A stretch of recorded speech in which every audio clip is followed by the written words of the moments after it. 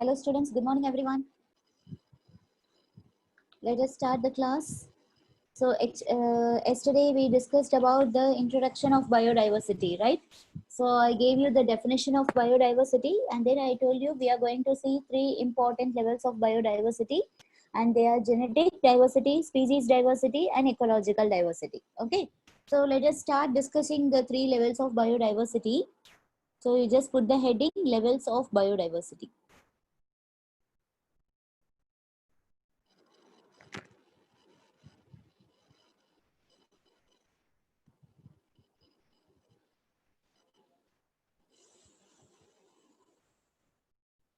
Excuse me.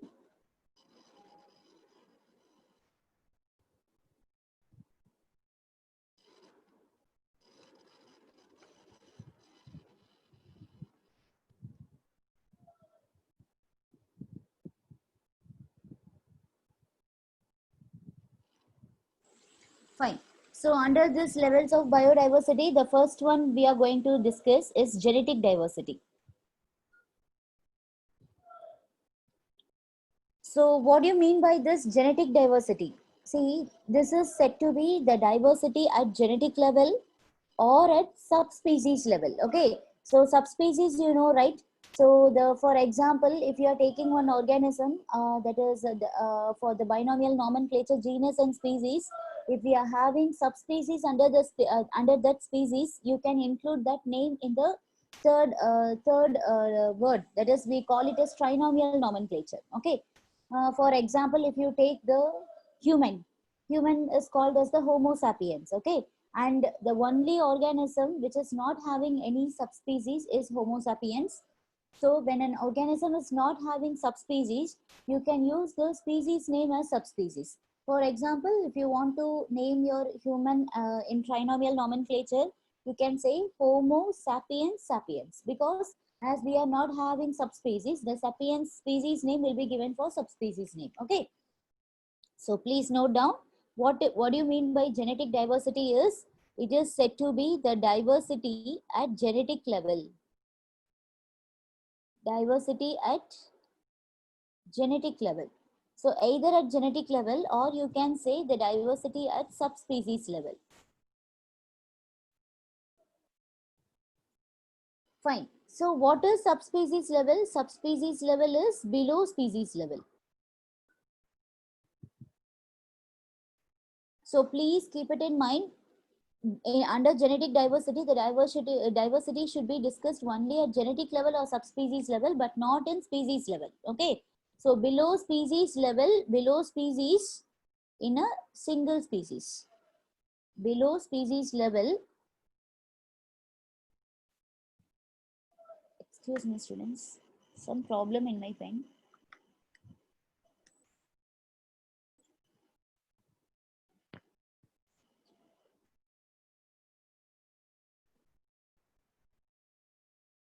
Below species level in a single species.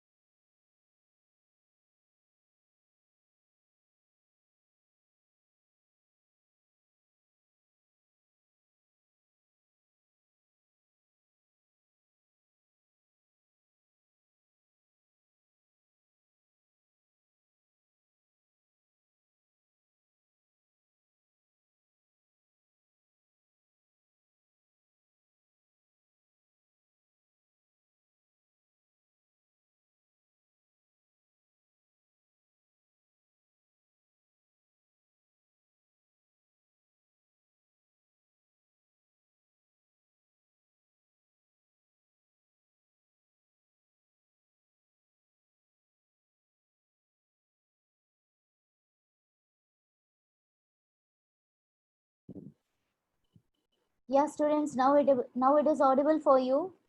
Now it is audible. Is it audible now? Yeah, yeah. Okay, okay. Thank you, thank you. Yes, I think some problem in my writing pen. I'm not able to write freely. Okay, anyways, I will adjust. No problem. Fine. So under this levels of biodiversity, the first one is genetic diversity. In this genetic diversity, the diversity of living organisms will be discussed under genetic level. Okay. So the diversity at genetic level or in the subspecies level. I'm not writing much, students. When I'm dictating, you please write something. Okay. So genetic level or subspecies level. Subspecies is the one, the level which is said to be below species level in a single species. So if you want to understand clearly, I will tell you one example. For example, if you take mango, okay, mango is like under mango, this is said to be one organism, and there are about 1,000 varieties of mango. And you know what is the biological name of mango? Can anybody tell me what is the biological name of mango? Scientific name of mango? You would have studied in your Living World chapter. Mango scientific name is very good, Mangifera indica. But students, when you are typing this Mangifera indica, most of you have typed the M in small letter. Okay, you know the rules of binomial nomenclature, right? Genus name should always start with capital letter and species name should start with small letter. Okay, please, wherever, don't think like simply we are typing the answer so you can write it like this. Wherever you use the binomial nomenclature, you have to follow the proper rules. Okay, so that is the difference of a science student. Okay, right. So and also when you are writing the name, you should underline it separately. But when you are typing it, you can use italics. Okay, and but while when you are handwriting it, you can underline it separately. So fine, listen. Under this mango, we have more than 1,000 varieties of mango, that is what we call it as Mangifera indica. Mangifera indica is the biological name or scientific name of this mango. Fine. So there are more than 1,000 varieties of mango, and if you take rice, no, you have more than 50,000 strains of rice. 50,000 strains. Strains also, it represents the varieties. Now, why I am telling this? Yes, anybody can tell me the scientific name of rice? Can you give the scientific name of rice? Yes, very good. Oryza sativa. Okay, rice is the staple food of us. Okay, so you should know the scientific name of rice. It is Oryza sativa. Oryza sativa is the scientific name of rice, and for rice also we have more than 50,000 varieties. Okay, now see, generally when you name the there is the scientific name of mango, you will say Mangifera indica. But I'm saying 1,000 varieties, no, and all those different varieties will come under the subspecies level. Now, if I want to differentiate each and every variety, then what I will do, after the species name, I will write the subspecies name here. Okay, and here also, if I want to differentiate the 50,000 strains of rice, generally it is called as Oryza sativa. And if I want to differentiate each and every strain in a different manner, then I will add the subspecies name next to the species name. Okay, so this is how you can differentiate the different subspecies under a particular species. Okay, so far the more number of subspecies or varieties are present in the rice plant. Okay, rice plant is having the more number of varieties or subspecies under that particular species. Okay, now coming to this, why we are having the different subspecies under a particular species? This is because, anybody can tell how we are getting the different varieties under a particular species? What is the reason behind that? First time when a plant is evolving, it will be in a one particular species. Okay, but later many different species are being arised. Yes, very good, because of the mutation that occurs in the plant. Okay, so this mutation will finally causes variations.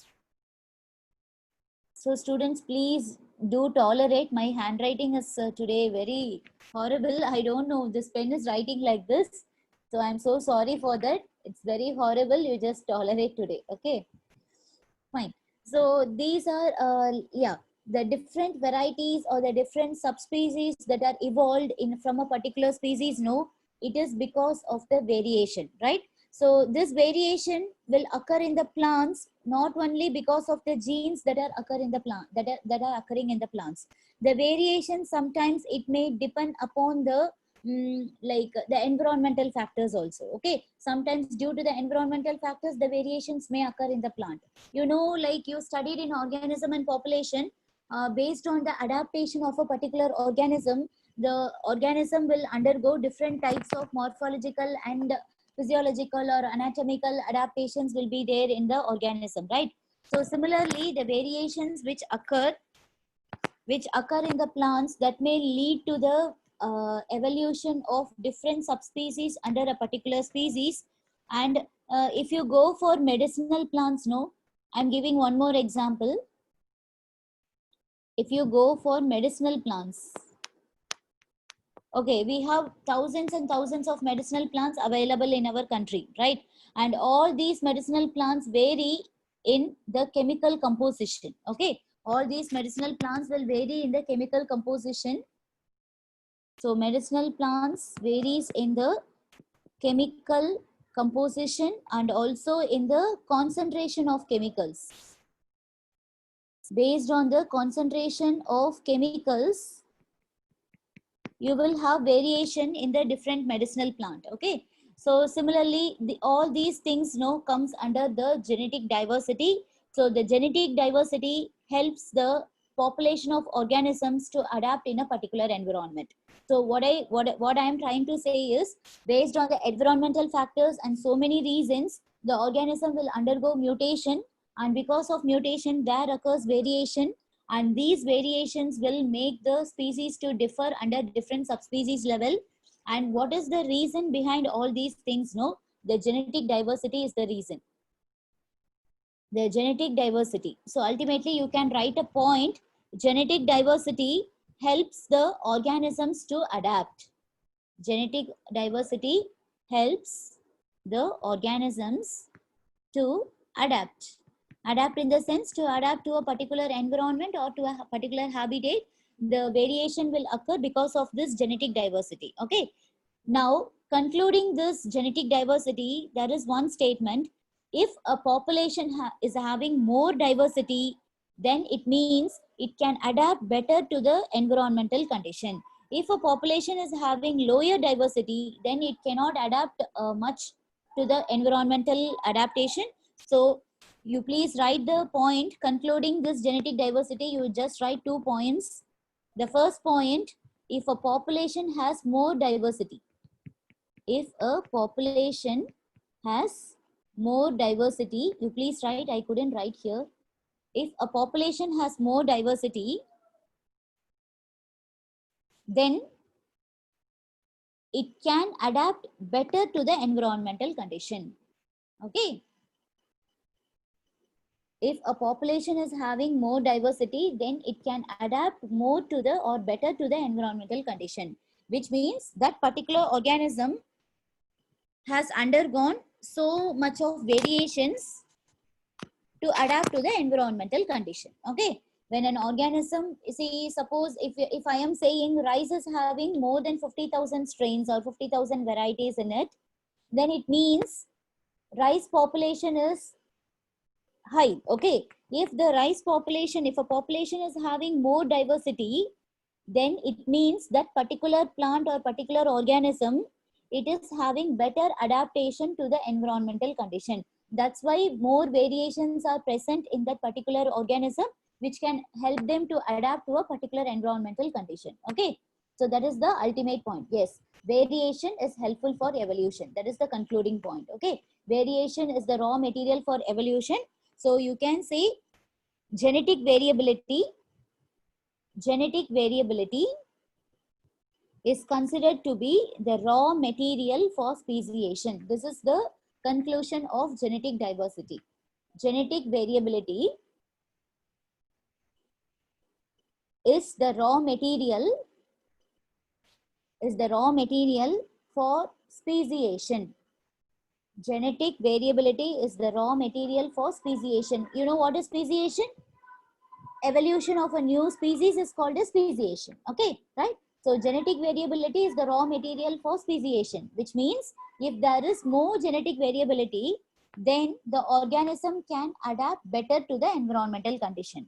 If there is low diversity, then it means the genetic variability is less and the organism can adapt to the environmental condition very less.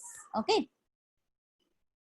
So again, I will dictate all the points in genetic diversity. You please check in your notebook whether you have written everything in your notebook. Okay, fine. Yes. So the first one, in genetic diversity, the diversity will occur in the genetic level or in the subspecies level. Okay. What do you mean by subspecies level? That is below species level in a particular species is called as subspecies level. When you are talking subspecies, you should not go out of the species. It should come within the species, the different varieties. Within a species, the different varieties. For that, I have given two examples. One is mango. If you take mango, Mangifera indica, there are more than 1,000 varieties in mango. All those 1,000 varieties under mango, no, they are called as a subspecies. And again, one more example, if you take rice, there are more than 50,000 strains in rice, in Oryza sativa. And all those 50,000 strains are considered to be the subspecies of that particular organism. Okay. And again, if you take medicinal plants, you have many varieties of medicinal plants that all depends upon the chemical concentration present in the medicinal plant. It will vary in different plants. Okay. Now, the variations, how they are coming, all those variations are because of the mutation taking place. When does mutation will occur? When an organism want to adapt in an environmental condition, it will undergo some mutations. And those mutations will causes variations. Okay. And variations, based on the variations, the organism will adapt to an environmental condition. So ultimately, the concluding point is the genetic diversity helps the organism to adapt, and genetic variability is considered to be the raw material for speciation. This is a very, very important point under genetic diversity. Okay. Genetic variability is considered to be the raw material for speciation. When an organism is having more genetic variability, it can adapt better to the environmental condition. Speciation means the evolution of new species is called as speciation. Evolution of new variety. I told you, no, under particular species, you have thousands of varieties or thousands of subspecies. Each one of the subspecies evolving, no, that is considered to be an speciation. Evolution of a new variety from a single species or evolution of a new species can be called as speciation. From a particular species, if a new species is evolving, new subspecies is evolving, you can call it a speciation. Or else you can call the evolution of a new species itself also called as a speciation. Got it? You understood what is genetic diversity, ma? Genetic diversity is the one which is based on the evolution of a new variety under a particular species. So genetic diversity is purely dependent on the subspecies and not genetic level or in the subspecies level. Okay. Speciation definition. Again, you are asking, okay, write the definition of speciation, ma. Evolution of new variety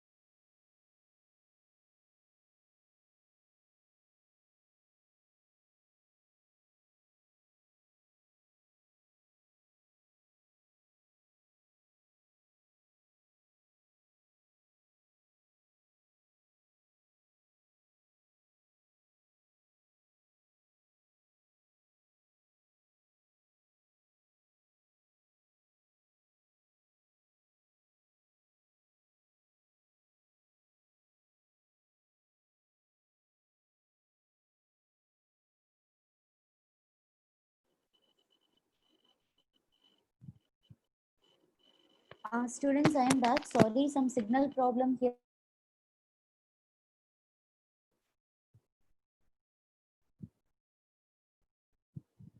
Yeah, so let's continue. Now we are going to the second level of, that is the second level of biodiversity, which we call it as species diversity. Okay, now the second level of diversity is going to be species diversity. And here, any idea about what is species diversity? Can you guess anything? So genetic diversity is diversity at genetic level and or at the subspecies level. Species diversity,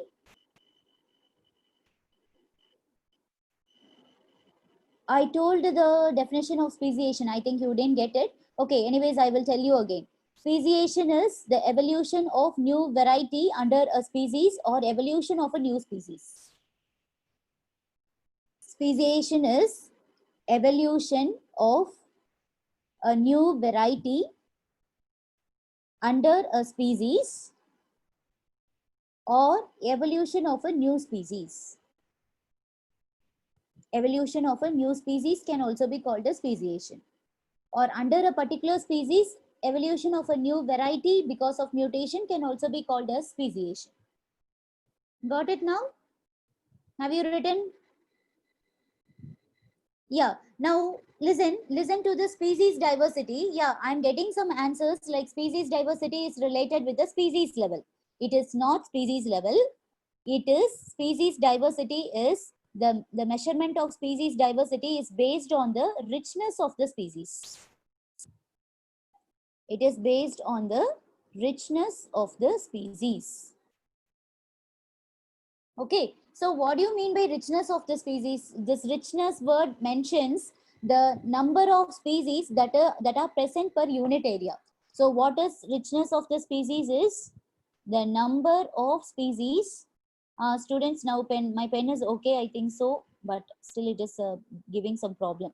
Okay, the number of species per unit area. The number of species per unit area is called as the species diversity. Okay, so suppose if you are taking one geographical area, under that geographical area, if you are analyzing the number of species present in the geographical area, then that is called as the richness of the species. For example, if you are analyzing the human population, okay, human is one of the species and you are analyzing a human population in a particular geographical area, then you can say the richness of the species is the number of species present per unit area. Okay, this is what we call it as species diversity. So the measurement of species diversity is based on the richness of the species. And what do you mean by richness of species? Number of species per unit area is the richness of species. So greater is the species richness, more will be the species diversity. Very simple. The richness of the species is directly proportional to the species diversity. If the richness of the species is greater, if the richness of the species is greater, then more will be the species diversity. Greater the richness, greater the richness of species, then more or higher will be the species diversity. Got it? The species diversity will be measured or it will be determined based on the richness of the species. So what do you mean by richness of species? The number of species that are present per unit area is called as the richness of species. If the richness is higher, then the species diversity will also be higher. Okay, got it? Oh, the next slide is not visible for you. Now can you see the next slide? Now can you see the second slide, ma? Still no. Wait, I will give stop share and again I will share the screen.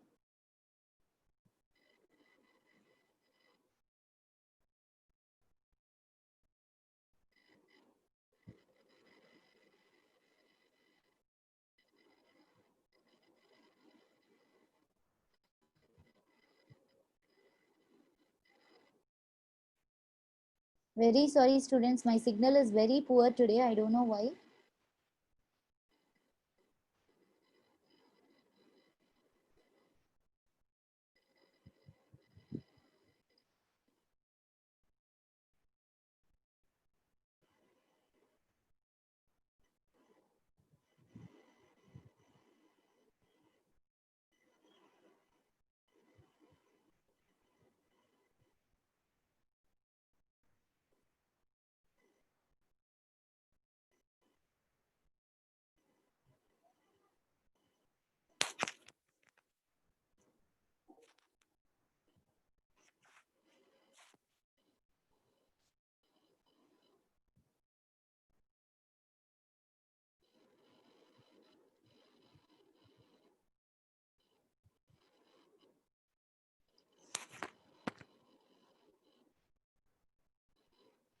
Students, is it okay now? Now you are able to see the second slide?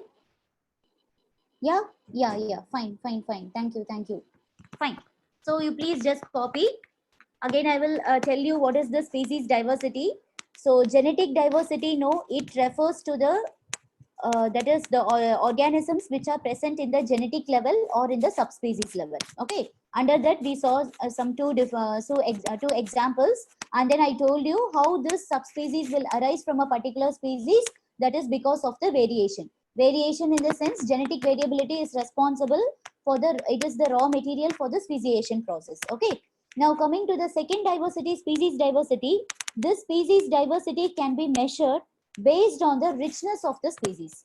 So what do you mean by the richness of the species? Richness in the sense it represents the number of species present per unit area.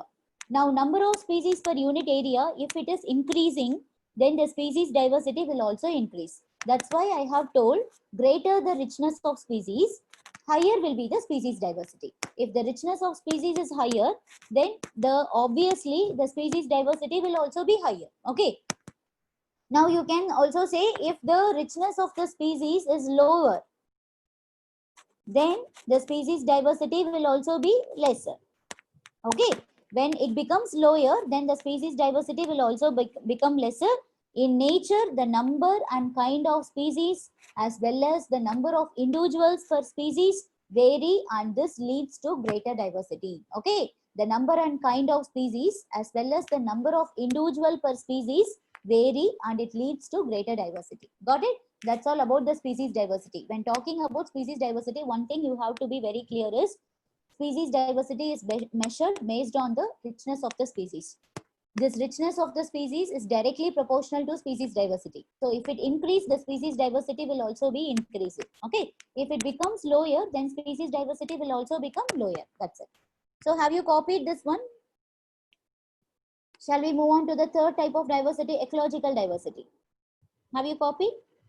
Example is anything you can give example, ma. Wherever in a geographical area, if a particular species is increasing, then you can say the species diversity is also increasing. You need not to give a special example for this. Okay.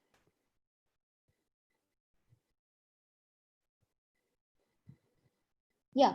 Now the third level of diversity is what we call it as ecological diversity. So this ecological diversity, no, it is the diversity which is said to be at community level. It is the diversity which is measured at community level. Okay, first genetic diversity at genetic level or subspecies level. Second, species diversity at richness of the species. Okay, it is measured at the richness of the species. And ecological diversity, no, this is the diversity at community level. So this community level of diversity can be of three types.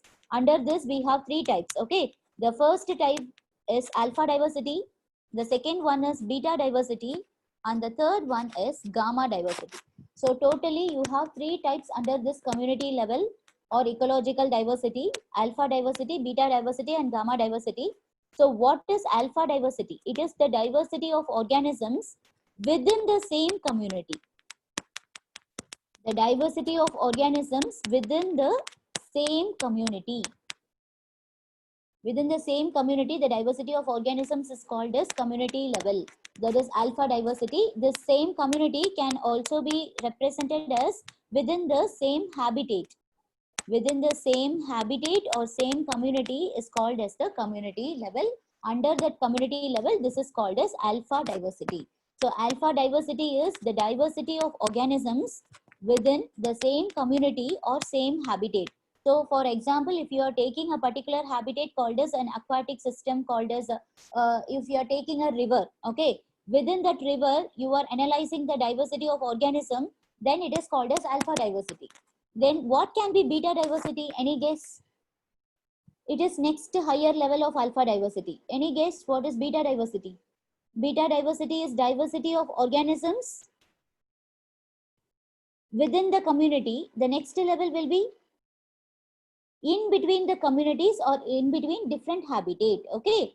So beta diversity is the diversity of organisms between communities. between two or more than different communities. So you can say this is between different communities or between different habitats. Okay, in between different habitats or in between different communities, the diversity of organisms are said to be beta diversity. And what is meant by this gamma diversity? Gamma diversity is the diversity of organisms over entire geographical area. Entire geographical area, the diversity of organism is considered to be the gamma diversity, and it will cover several ecosystem or several habitats. Okay, so this gamma diversity, it will cover several ecosystem or several habitats. For example, if I am going to consider the diversity of organisms over the entire country India or over the entire continent Asia, then it is called as gamma diversity, because in India you will have several ecosystems: aquatic ecosystem, forest ecosystem, land ecosystem, grassland ecosystem, desert ecosystem, everything will be there. So now I am going to compare the diversity of organisms over several ecosystem or several habitats, then it is called as gamma. Gamma diversity, actually it is called as the global biodiversity. When you are studying about the diversity of organisms over an entire geographical area, then it can be called as a global, this gamma biodiversity is called as global biodiversity, because it is going to consider over entire geographical area, global biodiversity. Got it? So can you tell me, among this alpha, beta, gamma, which one of the diversity is the stable biodiversity and productive biodiversity? Alpha, beta, gamma, among these three, which one is the stable one and productive one?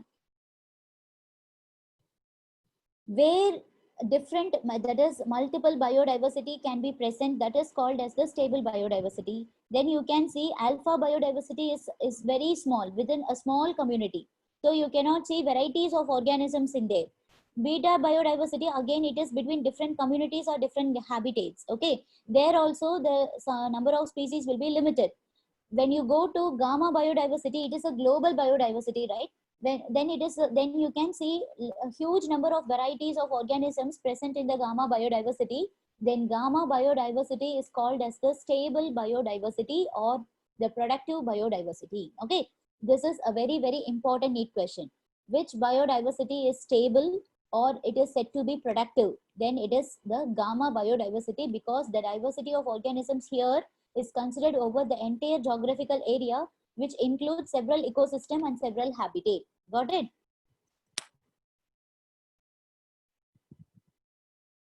And here in beta biodiversity, you add one more point more. Alpha biodiversity, it is simple. It is the diversity of organism within the same community or habitat. Beta biodiversity is diversity of organisms between different communities or different habitats. Okay. And you can say higher the heterogeneity in the altitude, humidity, temperature, the greater will be the dissimilarity between the communities. Okay. And higher will be the beta biodiversity. When you are going like different geographical regions, that is different habitat, then the beta biodiversity will also be higher, because it is the diversity between different communities, right? So when there is differences in the environmental factors, that is the temperature, humidity, altitude changes, then there occurs variation in the beta biodiversity. So beta biodiversity will be higher if there is dissimilarity between the communities. You just write down here one more point, you just add here: greater, I couldn't write, you please write down, students. Greater the dissimilarity between communities, greater the dissimilarity between the communities, higher will be the beta diversity. Higher will be the beta diversity. Greater the dissimilarity between communities results in higher level of beta diversity. Got it? So that's all about your levels of biodiversity. I will just move on to the first slide. Okay. So the first level of biodiversity is genetic diversity. This is in the primitive level, basic level. in this basic level of genetic diversity, the diversity of organisms will be analyzed in the genetic level or in the subspecies level. Subspecies are like it will come below the species level in a particular species. And for mango, we are having more than 1,000 varieties of subspecies. And for rice, we are having more than 50,000 strains. Okay. Now coming to this, the genetic diversity, the variations are occurred because of the genetic variability. So genetic variability is the raw material for the speciation process, which results in more number of varieties in a particular species. Okay. Now the second one is the species diversity. This is just a higher level to the genetic diversity. So species diversity is measured based on the richness of the species. The richness means it represents the number of species per unit area. The richness of species and species diversity are directly proportional. So when the richness of species increases, the species diversity also increase. Okay. If the richness of the species is very poor in a particular area, then obviously the species diversity will also be very poor. Okay. Now the last one is the ecological diversity. Ecological diversity is studied at community level. Under this community level, we have three types: alpha, beta, and gamma. Alpha is diversity of organism within the same community or habitat. Beta is the diversity of organisms between different communities. When there is a great difference between the community, then obviously the beta diversity will be higher. And the last one is gamma. The gamma one is called as the global diversity because it is considered over entire geographical area, which includes several ecosystem or several habitat. So this diversity is considered to be the stable diversity and also the productive diversity, because as many different species are there, the diversity will also become stable and the productivity will also be higher. Got it? Yes. So now the levels of biodiversity topic is over. Now the next topic what we are going to discuss is number of species on earth. You can take the introduction part. Next to level of biodiversity, what I gave you is number of species on earth. Number of species on earth. So far, what is the biodiversity, the number of species of biodiversity that has been determined or that has been identified? Okay, fine. Now, please listen, students. This is a very, very important topic. This will be mostly based on the number. You will be studying a lot of numbers. Okay. According, you know about the organization IUCN. This you would have studied in your Living World chapter itself. IUCN. Can anybody tell me what is the expansion of IUCN? IUCN expansion. This is one organization. What is the expansion of IUCN? Nobody knows what is IUCN? Okay, fine. You just write down the expansion of IUCN is the International Union of Conserving Nature and Natural Resources. Okay, in the International Union for the Conservation of Nature and Natural Resources is called as IUCN. So I will write here International Union for Conservation of Nature and also Natural Resources. International Union for Conservation of Nature and Natural Resources. Okay, right? So what is the role of IUCN in biodiversity? So this IUCN, every year they will publish a book that is called as Red Data Book. Have you heard of this Red Data Book? This Red Data Book is important. It is an important publication of this IUCN. That is, every year all around the world, they will have some smaller organizations like under them, and they will count the number of species in each and number of organisms in each and every species. Okay.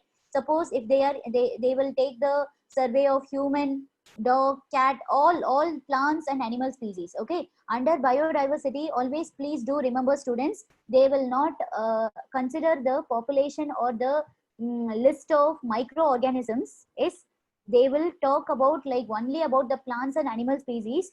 all over the world, in each and every country, under the country, every state, even a small localized area will be taken into consideration for this species list. Okay, so under this red data book, they will give you every year, they will take the species list of organisms.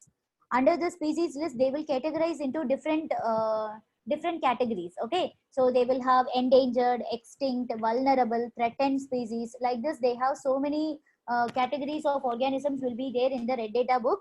And this red data book was published by this IUCN organization, which is responsible for maintaining or conserving the nature and natural resources. Now we are going to see, based on this IUCN red data book list, we are going to see the number of species of earth so far identified. Okay, so actually it is very difficult to believe that there are 20,000 species of 20,000 species of orchids. Okay, orchids we discussed recently, right? Orchids which will grow on the top of mango tree. So it can be called as an epiphyte. In orchid species, we have 20,000 different species of orchids are available. Okay, put comma. Then we have 20,000 species of ants. Ants, under ants, we have 20,000 species. Okay, then we have 28,000 species of fishes. 28,000 species of fishes are available. Okay, and then 3 lakh species of beetles. Okay, I'm listing down some important organisms alone. I cannot list down because so far the number of species that have been identified. Any idea? So far, how many number of species have been identified in the entire global world? You have studied in Living World chapter. So far, the number of identified species is very good. 1.5 to 1.7 million species. Okay, so far the number of species identified is 1.5 to 1.7 million species have been identified so far. 1.5 to 1.7 million species, different species of living organisms has been identified so far. And this 1.5 to 1.7 million species, no, it includes the plants and animal species and not the microorganisms. You please write down that the number of species so far identified 1.5 to 1.7 million, it includes plant and animal species and not the microorganisms, because microorganisms, no, it will not be called as species, it will be called as strains. And microorganism strains, no, like every minute it will like mutate and it will form a new strain. So we cannot calculate, it is not possible to calculate the number of strains under microorganisms in plant and animal species unless if there is any need or not, it will not undergo mutation and it will not form a new species. So the species diversity that can be determined only possible for the plant and animal species and not for the microorganisms. Okay, so the biodiversity species so far identified is about 1.5 to 1.7 million. Okay, under this 1.5 to 1.7 million, I have listed down some important species like orchids 20,000 species, ants 20,000 species, fishes some 28,000 species, and beetles. Beetles comes under insects. Okay, so the maximum number of species are available in class Insecta under phylum Arthropoda. You would have studied in animal kingdom, phylum Arthropoda is the largest phylum which includes more number of organisms, at the same time more number of biodiversity. Okay, and under this phylum Arthropoda, the one which is having more number of species and more population is class Insecta. Insects are the highest population in the world and they are having the highest number of species also in the world. Okay, so 3 lakh species of beetles alone is there under the class Insecta. So this is related to the number of species on earth. Number of species on earth so far identified species 20,000 species of orchids, 20,000 species of ants, 28,000 species of fishes, 3 lakh species of beetles.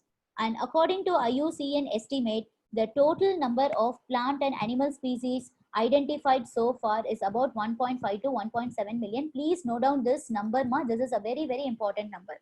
According to IUCN organization, in the red data book list, so far identified plant and animal species are about 1.5 to 1.7 million. Now I'm going to tell you one important thing. There are two projects running to identify all the species present on the earth, and the project are one project is called as Species 2000 project. This project started in the year 2000. Okay, and the second project is GBI project. So what do you mean by this GBI? Global Biodiversity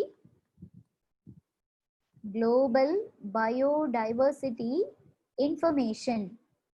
Students, I don't know, it is possible for me only to write on this side. If I take the pen to this right side, it is not writing. That's why I'm writing everything on the left side. Okay, don't mind.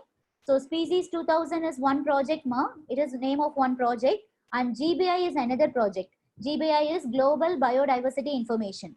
These two projects, no, they are aiming at identifying all the species available in the earth.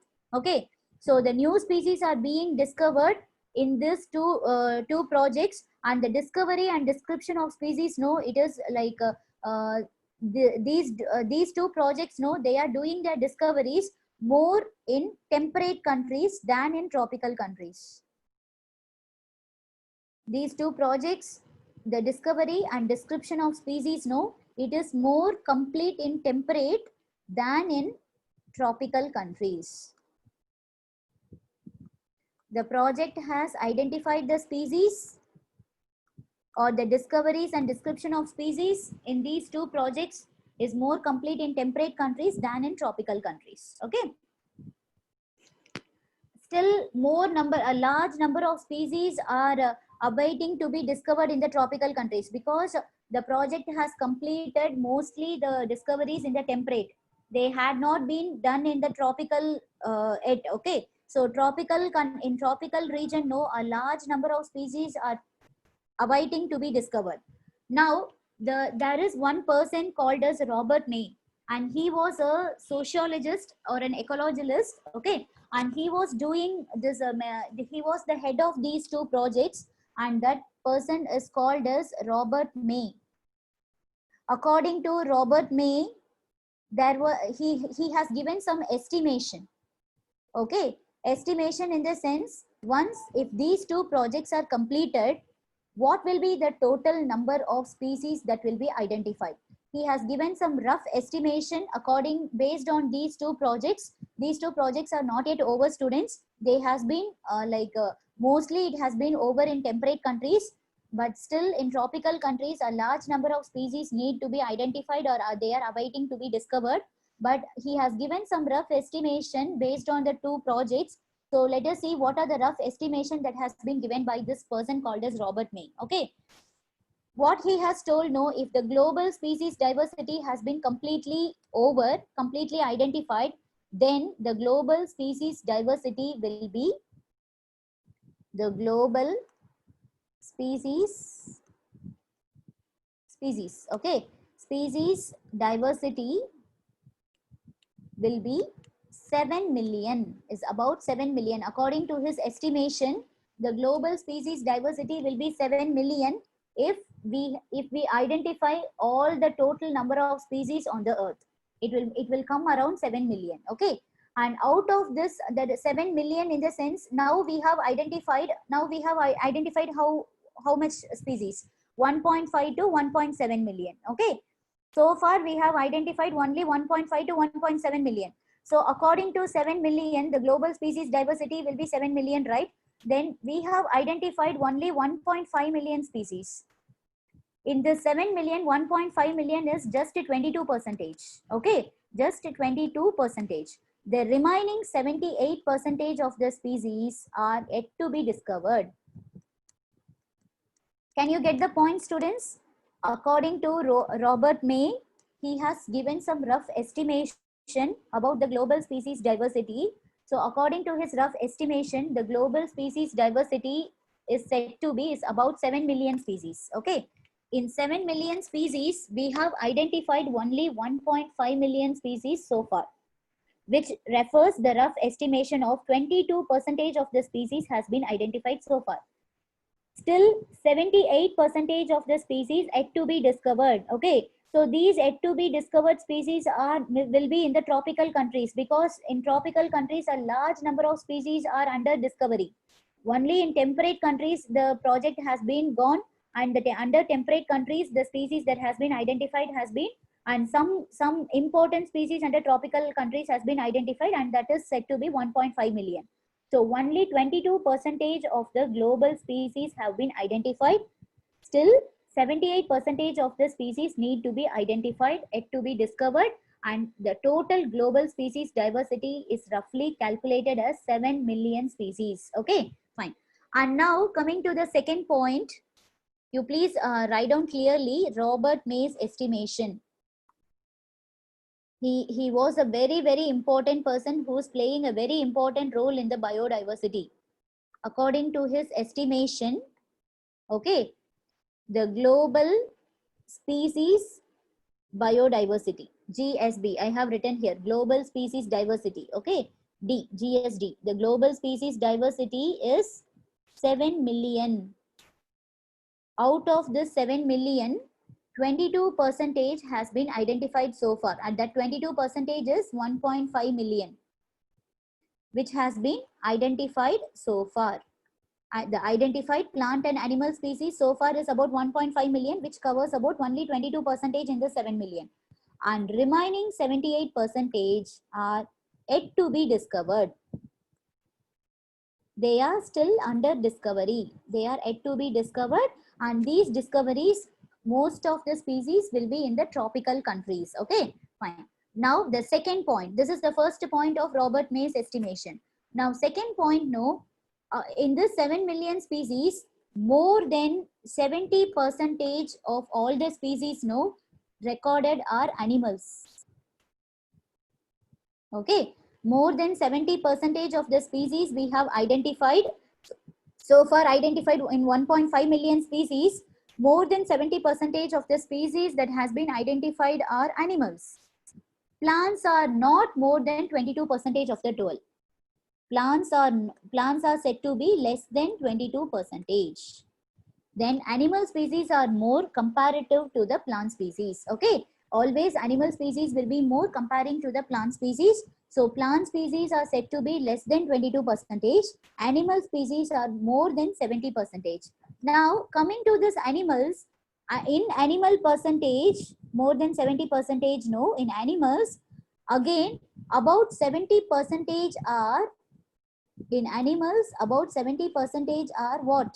Insects, because insects are the highest group of organisms in population and also in biodiversity species. Okay, see, the global species diversity according to the rough estimation of Robert May is 7 million. Out of 7 million species, 22% has been identified, that is 1.5 million species have been identified. 78% are yet under discovery. Okay, and in this 1.5 million species identified, 70% more than that are animals, and less than 22% are plants. Okay, next one, under animals identified, about 70% are said to be insects. Okay, so I'll still add some more points under Robert May's estimation. Then the next point is fungi are said to have more number of species than all the vertebrate species combined. Fungi have more species. Fungi have more species than all the vertebrate species combined. Okay, you know what are vertebrates?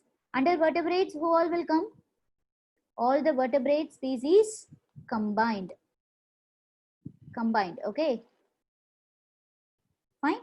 So when you sum up all the vertebrate species, that is class Pisces, amphibians, reptiles, apes and mammals, in all, when you combine all the vertebrate species, the number will be comparatively less than the number of fungi species. So fungi is having more species than all the vertebrate species combined. This is the third point of, not third point, I think 1, 2, 3, 4th. This is the fourth point. And fifth point is, in case of vertebrate species, can you say which one will be which species will be more under vertebrate? Any idea? I told you what are the things that comes under vertebrate: fishes, amphibians, reptiles, birds, mammals. Among these 5 different groups of organisms under vertebrates, which species will be the maximum? You have given me all the answers. You have given me fishes, amphibian, reptile, aves, and mammals also. The correct answer is fishes. Fishes are the maximum under vertebrates. Okay, so please note down.